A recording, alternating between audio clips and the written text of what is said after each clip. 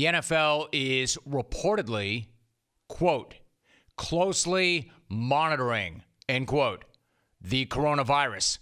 According to Emily Kaplan, the NHL is, quote, starting to explore contingency plans, end quote, should the threat of the virus rise as the playoffs approach.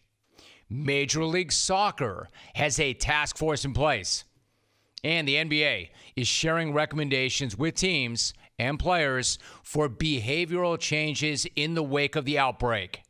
According to a report from Woj and Zach Lowe, the league and the Players Association have been consulting with the Centers for Disease Control and Prevention, as well as infectious disease experts on both short-term and long-term recommendations. You know, to me, it's really smart.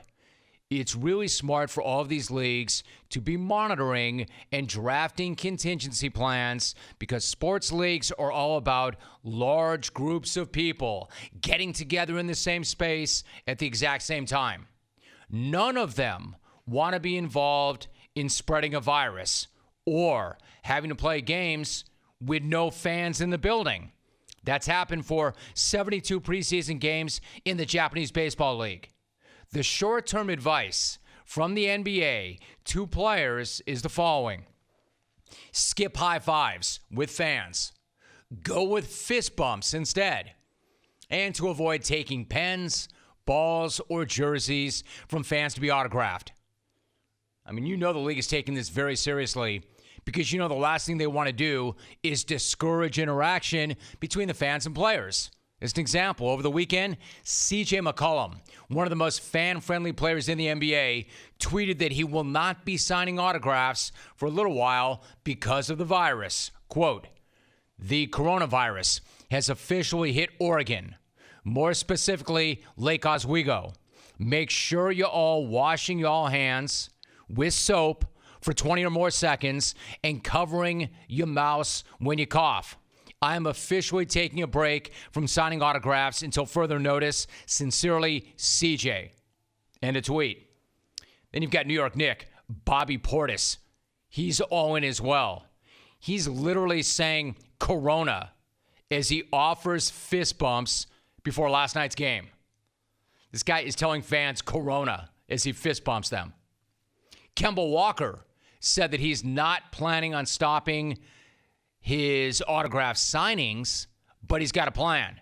Kemba said, quote, I'm pretty sure I'm still going to sign some autographs, but maybe I'll just walk around with my own marker, end quote.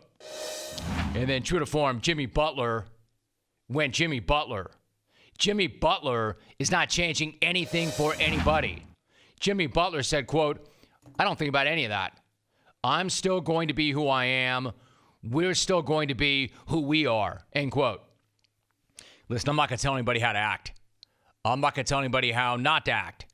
But of course, Jimmy Butler would be the guy telling a virus that's already killed more than 3,000 people worldwide that it can go bleep itself. At this point, Jimmy essentially is telling the virus, you change because I'm not going to. Yeah, you want me to change my ways? Hell no.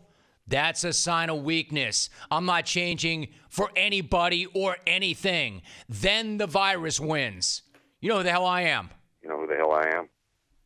He's treating the coronavirus like teammates who do not want to practice as hard as he does.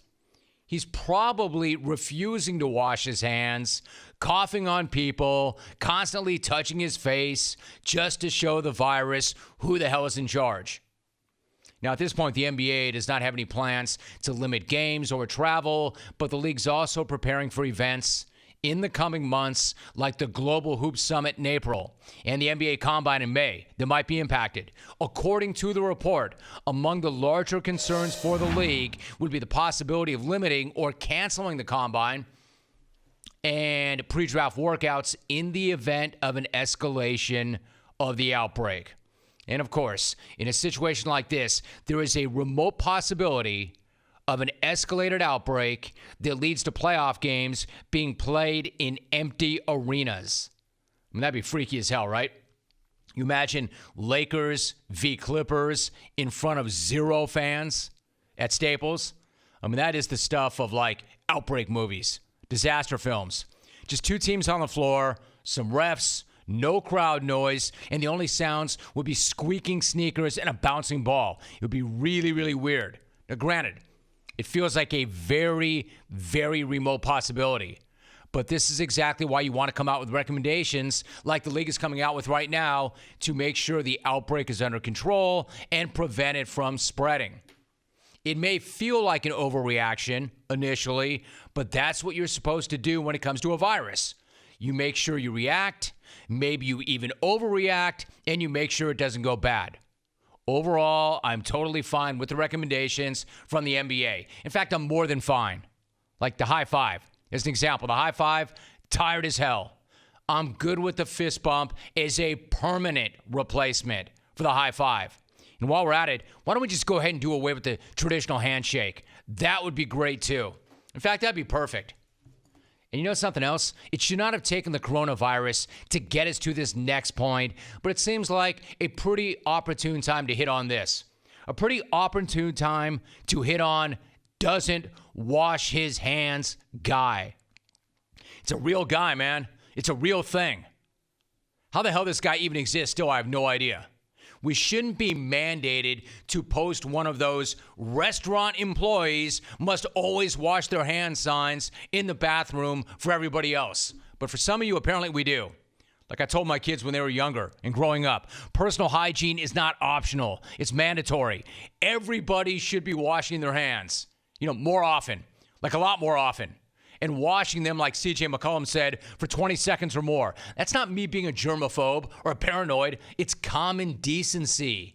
Do not just turn on the tap and wave your hands somewhere near the water. Morons, that's not washing your hands. Wash them, idiots.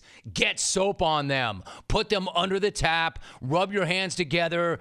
Get after it. If there's no friction there, you're not getting clean, scumbag. And really, I shouldn't have to say this part, but I do. It's got nothing to do with the coronavirus. It's just a good teaching moment. Like if I hear a toilet flush and then the door to the bathroom opens up 1 second later and I didn't hear the sound of the sink running for a while, we have ourselves a problem. Actually, you've got a problem and you're risking giving everybody else a problem. So in conclusion, as it relates to the NBA offering advice on steps to deal with the coronavirus, here is my advice to you. As it relates to the virus and to life overall, wash your damn hands.